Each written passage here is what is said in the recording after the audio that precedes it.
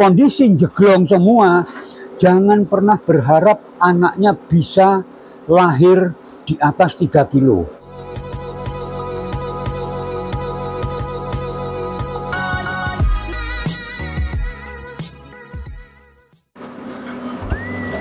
Assalamualaikum warahmatullahi wabarakatuh. Selamat pagi, selamat bertemu kembali dengan BP Nursino channelnya peternakan. Terima kasih kami ucapkan untuk teman-teman yang sudah subscribe, sudah like, komen, bahkan berikan saran dan kritik yang bersifat membangun. Terima kasih, matur nuwun. Semoga menjadi berkah untuk jenengan semuanya. Kali ini saya masih bersama dengan narasumber kita, Abah Sutris dari Mr. Wedus Farm. Kali ini kita berada di kandang yang di Kecamatan Kalibaru, Kabupaten Banyuwangi. Kali ini kita akan mengupas atau mengulas, membahas tentang bagaimanakah manajemen budidaya untuk indukan. Indukan penting karena ini merupakan mesinnya dari peternakan, mesinnya dalam budidaya ternak. Jadi kali ini dalam episode ini akan kita ulas semampu kita perihal bagaimanakah manajemen budidaya untuk indukan. Semoga bermanfaat. Jika ada salah mohon koreksi, jika ada kekurangan mohon dilengkapi. Semoga channel ini bermanfaat untuk kita semua, untuk peternak-peternak di Indonesia, dan semoga channel ini bisa menjadikan salah satu inspirasi atau menjadikan salah satu referensi dalam budidaya peternak, khususnya ternak domba. Semoga bermanfaat, semoga kami terus bisa memberikan informasi yang berkualitas dan bukan informasi yang menjerumuskan.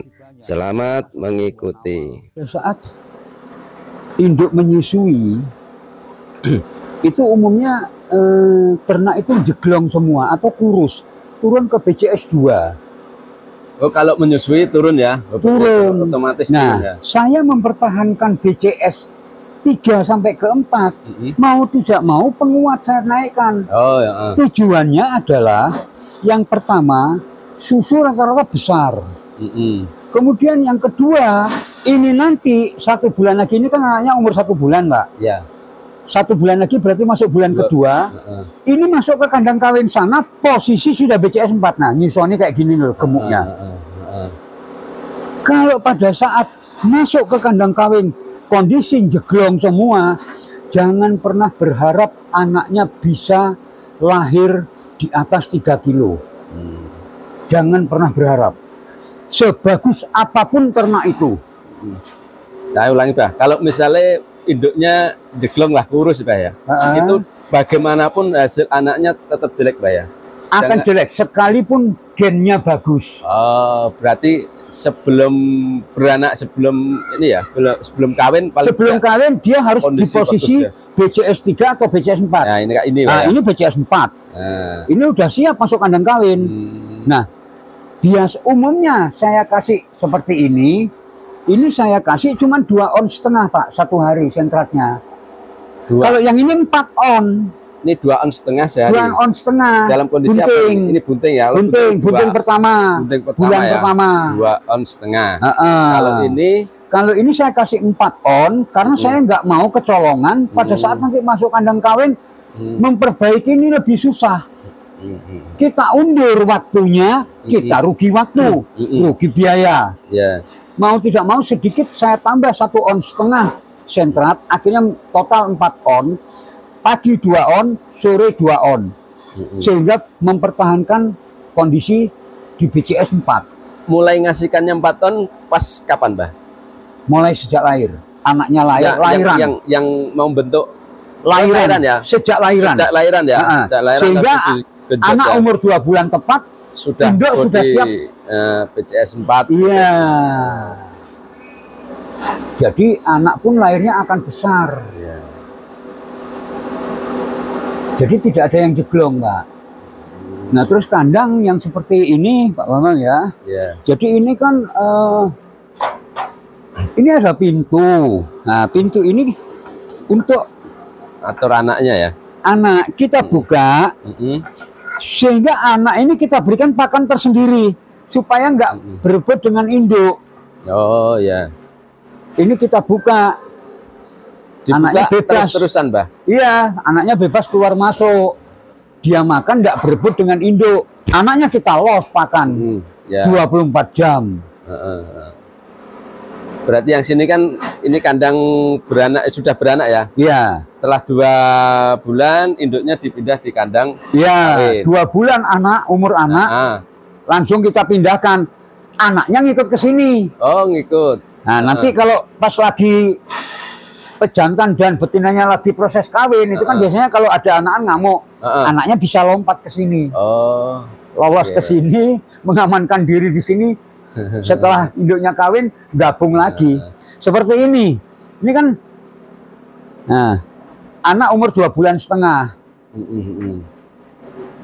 Berarti ini kandang kawin, Mbah ya? Kandang kawin. Kandang kawin. Kalau tetap kita bikinkan pintu. kalau yang sudah gede kan tidak bisa keluar, Mbah ya? Untuk induk nggak bisa keluar. Ya, yang anaknya yang Oh, ini keluar masuk, Pak. Oh, bisa tadi. Iya, ini 17 cm. Lebar 17 cm itu keluar masuk dia.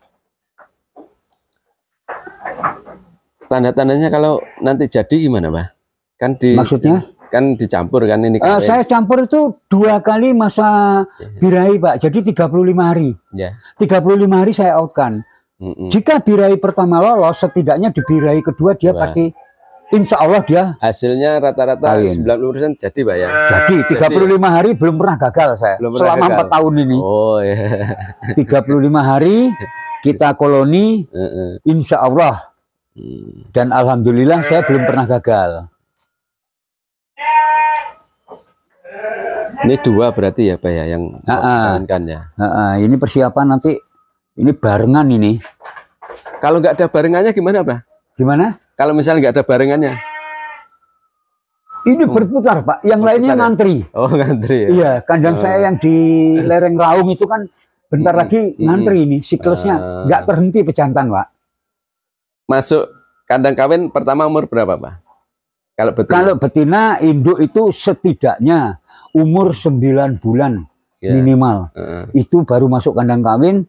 Dengan kalau domba saya itu bobot setidaknya 45 kilo. Ada syarat bobot ya, Pak ya? Ada syarat Tidak bobot. Cuma umur, ya? Kalau masih 40 kita tahan dulu sampai 10 bulan, nyampe 45. Tapi rata-rata 9 bulan itu langka yang di bawah 45, Pak betina. Kalau misalnya ada yang umur 9 bulan, ada yang umur 10 bulan, ada yang umur mungkin 11 bulan belum kawin dijadikan satu, Pak? Jadikan apa satu. sama rata-rata? Oh enggak, kita per kelompok sehingga kita gampang. Oh, kelompok ya, Pak? Kelompok umur 6 bulan, 4 bulan, 5 Jadi bulan. pemeliharaannya per kelompok, Pak? Sehingga mudah. Kalau seumuran nanti tinggal geser. Karena kalau kita harus ngeliati pinnya kuping satu persatu dulu, capek kita, kasihan anak buah. Makanya per kotak ini umur sekian bulan, per kotak ini umur sekian bulan kalau yang di kandang atas seperti itu. Ini pejantannya dari sekian ini berapa, Pak? Pejantan ada 1, 2, 3, ada 3, Pak. 3 ya, Pak ya? 3, karena yang satu itu sudah laku, Pak, tinggal ngirim. Nah, jadi nantinya yang efektif tinggal 2. Satu itu yang Pak Hercules itu bukan? Bukan, yang besar si Birawa. Birawa udah jinak-jinak, Pak ya? Iya, jadi walaupun menyusui badannya utuh, Pak. Nah, sehingga saya nggak rugi waktu. Umur 2 bulan anaknya masuk kandang kawin. Insya Allah 2 bulan setengah nyusui dia sudah bunting. Kalau ini kan anak umur 2 bulan ini dimasuk kandang kawin. Anaknya ikut. Nanti setelah itu anaknya dipisah sendiri umur berapa? Umur 5 bulan. Umur 5 bulan dipisah sendiri ya. Pisah sendiri. Umur 4 bulan mulai jarang nyusu. 5 bulan itu sudah boleh dibilang hampir-hampir nggak pernah kita lihat dia menyusu. Memang masih ada kadang 1 hari sekali. Nah, di 5 bulan itu 6 bulan nggak saya kumpulkan karena dia sudah masuk masa birahi. Itu enggak pengaruh, Pak. Misalnya umur 2 bulan kan masuk kandang kawin, dimasukkan di kandang kawin kan anaknya ikut, tidak mempengaruhi ininya, Pak. Ini kan dia masih nyusu terus, mempengaruhi birahinya. Tidak. Tidak. Karena domba ini, Pak, ini sangat genjah ya boleh dibilang. Anak umur 1,5 bulan, ini sudah masuk masa birahi pertama. Induk ini 1,5 ya. 1,5 bulan anaknya ini sudah birahi. Nah, makanya kalau yang di kandang-kandang peternak tradisional sifatnya koloni jadi satu, itu tidak nyampe 8 bulan muncul adik, 6 bulan, 7 bulan adiknya muncul, 7 bulan adiknya muncul. Karena umur 1,5 bulan anaknya ini sudah kawin lagi. Kalau yang anaknya nanti kan disendirikan nggak, Bah? Misalnya betina sendiri, jantan sendiri. Nanti setelah sapi umur 5 bulan, baru kita pisah. Dipisah ya. Pisah jantan dan betina. Sendiri ya. Tapi jantan itu nggak pernah sampai ini, kan sudah diinden orang semua. Sudah diinden, jadi 5 bulan keluar ya langsung pindah ke kandang KTP baru lah. Sampai kerawat 5 bulan kali. Jadi kepemilikannya cuma sampai 5 bulan ya, Pak. Ini 5 bulan udah milik orang. Nah, ini kondisi dia belum makan, posisi seperti ini, Pak. Bah, kalau ini kan BCS berapa tadi, Bah? 4. Kalau yang ini, Bah, sama? Sama, BCS 4. Ini 3 ke 4, 3,5 lah boleh dibilang. Kalau yang ini, kalau yang sebelahnya sudah masuk 4. Kalau yang hitam itu BCS 3 masih. Oh, yang ini malah 3 ini. Oh iya. Ya. Yang sebelah itu BCS 4 itu. Ini hasil anakannya yang cross supok itu, Pak? Supok ya. Kalau dibandingkan supok sama cross texel, hasilnya gimana, Pak? Sama ya. Pertumbuhannya sama, Pak. Sama. Hanya di luaran itu orang itu karena menyukai kelir, sehingga harganya jomplangnya jauh. Kalau saya supok dengan cross texel, saya bikin saya menjual sama, karena kalau ukurnya saya daging. Misalnya supok itu dengan besar sama dengan cross texel, bedanya harga itu bisa di atas 30%, Pak. Mahalan texel? Supok. Iya. Sekarang lebih ke arah lagi booming ini, Pak, supok ini, Pak. Ya? Lagi booming ya. Misalnya kalau cross texel itu dengan spek yang sama, harga taruhlah 3 juta, yang itu bisa 4,5 juta. 4,5 juta yang supok. Apalagi yang hitam polos, semua hitam itu lebih mahal lagi, Pak ya? Enggak, malahan sebetulnya, Pak. Itu kalau orang yang ngerti dia malah yang supok itu hanya kepala, ujung kaki dengan ujung kaki hitam, badannya abu-abu, itu yang ini yang bagus, Pak. Kalau yang polos semua, polos hitam itu ya orang ya ada sih yang menyukai itu, tapi cenderung itu kualitasnya bagus yang. Tapi itu anakannya supok, Pak ya? Yang anakannya supok, Pak. Supok. Dulu itu kan ya waktu saya 2017 ke sini, 2018, kambing hitam tuh dijual ke pasar tuh nggak laku, Pak. Domba ya? Iya, domba hitam tuh nggak laku, Pak. Yang laku yang warna putih. Nah, sejak saya mengembangkan supok itu, akhirnya beralih. Mulailah sekarang itu harganya ampun-ampun. Mbak, kalau lihat BCS tadi lebih ke mana, Mbak? Ya. Nah, lihat ini BCS 4, ini BCS 3. Lihat dari yang punggung, bentuk punggung bulat, tulang sama sekali udah nggak kelihatan ini. Oh, jadi ini ya, ini kan bulat, Pak ya? Iya. Kalau ini kan ada masih dekok itu, Pak. Kalau ini dekok ini kelihatan kita pegang masih ada tulangnya. BCS 3.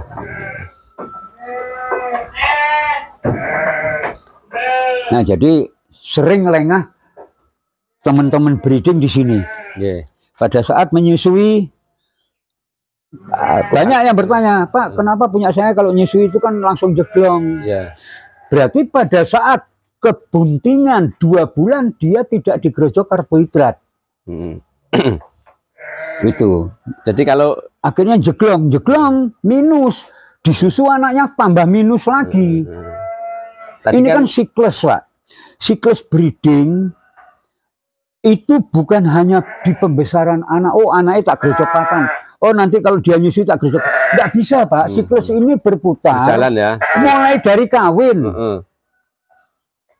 kebuntingan awal, terus kebuntingan yang etape 2 itu kebuntingan 2 bulan, itu mutlak itu pakan itu Pak, harus full naik. Sehingga nanti kebuntingan 4 bulan sampai lahiran, posisi induk itu minimal BCS-nya itu 3,5. Misalnya anak umur 3 bulan, sampai 3 bulan induknya masih kurus. Masih kurus ya. Anaknya dipisah Pak. Induknya full kita beri makan, itu kita plasing. Jadi intinya harus ngejar bobot itu tadi Pak ya? Iya. Kalau kita nggak mau rugi waktu, sedikit kita korbankan anak, toh anak umur 3 bulan sudah cukup gede kan, 3 bulan itu rata-rata 25 kilo up kalau di sini. Umur 3 bulan.